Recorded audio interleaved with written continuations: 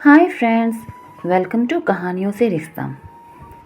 आज इस कहानियों से रिश्ता में हम बात करेंगे महाशिवरात्रि के व्रत की और ये जानेंगे कि किस तरह यह महाशिवरात्रि का रिश्ता बहुत ही पावन और बहुत ही अद्भुत महादेव शिव और माता पार्वती के साथ जुड़ी है। महाशिवरात्रि व्रत कथा चित्रभानु नामक एक भील शिकारी की कथा है जिसने अनजाने में ही शिवरात्रि का व्रत कर लिया। रात भर जगते हुए चित्रभानु ने अनजाने में ही महाशिवरात्रि पर शिव जी के ऊपर बेल के पत्ते अर्पित किए, जिसके पुण्य से वह शिवलोक में स्थान पा गया। महाशिवरात्रि के दिन इस कथा का पाठ करने से व्यक्ति के पाप कट जाते हैं और शिवलोक की प्राप्ति होती है। महाशिवरात्रि व्रत में शिवरात्रि व्रत की कथा का पाठ करना बहुत ही शुभ फलदायी बताया गया है। शिव पुराण में भी इस व्रत की महिमा बताई गई है। शिव पुराण के अनुसार जाने अनजाने में जो भी मनुष्य और जीव महाशिवरात्रि का व्रत कर लेता है वह शिव कृपा का भागी बन जाता है और उससे यमराज के दूत भी दूर रहते हैं। इसलिए महाशिवरात्रि व्रत में शिव भक्तों को महाशिवरात्रि की कथा का पाठ जरूर करना चाहिए। तो आइए दोस्तों, जानते हैं महाशिवरात्रि व्रत की कथा। पूर्व काल की बात है, चित्रभानु नामक एक शिकारी रहता था। वह शिकार करके अपने परिवार का पालन पोषण करता था। उस शिकारी पर साहूकार का काफ़ी कर्जा था, लेकिन वह उसका कर्ज समय पर नहीं चुका पाया। फिर साहूकार ने शिकारी को शिव मठ में बंदी बना लिया।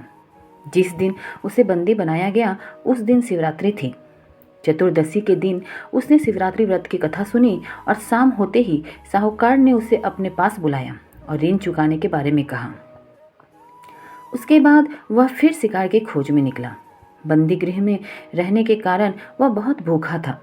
शिकार की तलाश में वह बहुत दूर निकल गया। अंधेरा होने पर उसने जंगल में ही रात बिताने का फैसला किया और एक पेड़ पर चढ़ गया। उस पेड़ के नीचे शिवलिंग था जो बेलपत्र के पत्तों से ढका हुआ था। शिकारी को उसके बारे में जानकारी नहीं थी। पेड़ पर चढ़ते समय उसने जो टहनियाँ तोड़ी वह शिवलिंग पर गिरती चली गई।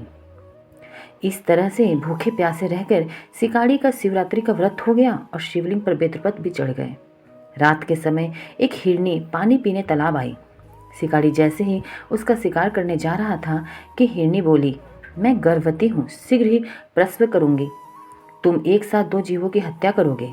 मैं बच्चे को जन्म देकर तुरंत तुम्हारे सामने आ जाऊंगी, तब तुम मुझे मार लेना। शिकारी ने हिरनी को जाने दिया।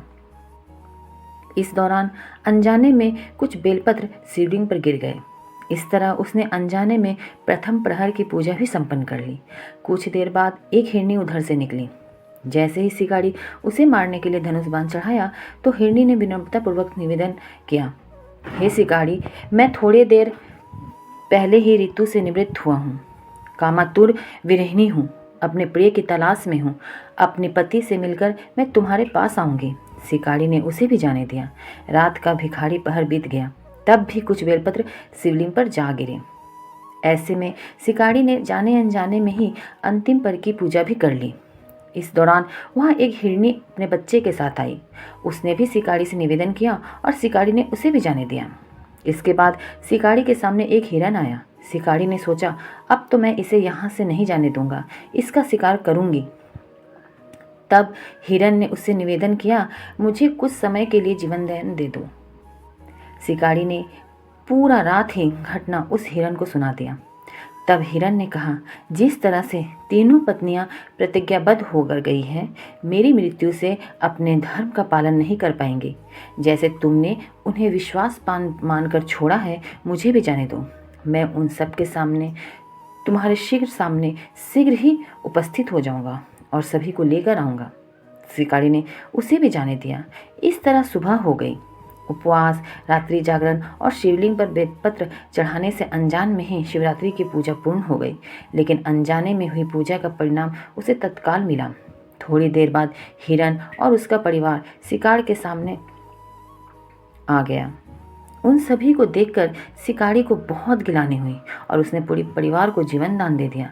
अनजाने में शिवरात्रि व्रत का पालन करने पर भी शिकारी को मोक्ष की प्राप्ति हुई।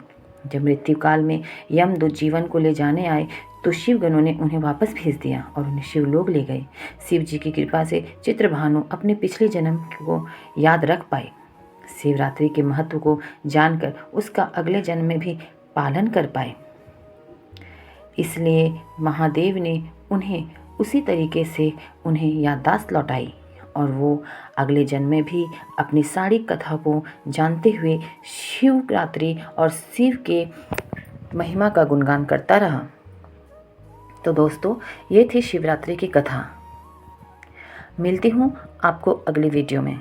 तब तक के लिए अपना ध्यान रखिएगा और शिवरात्रि आने को है, इसलिए इस कथा को ज़रूर सुनिएगा।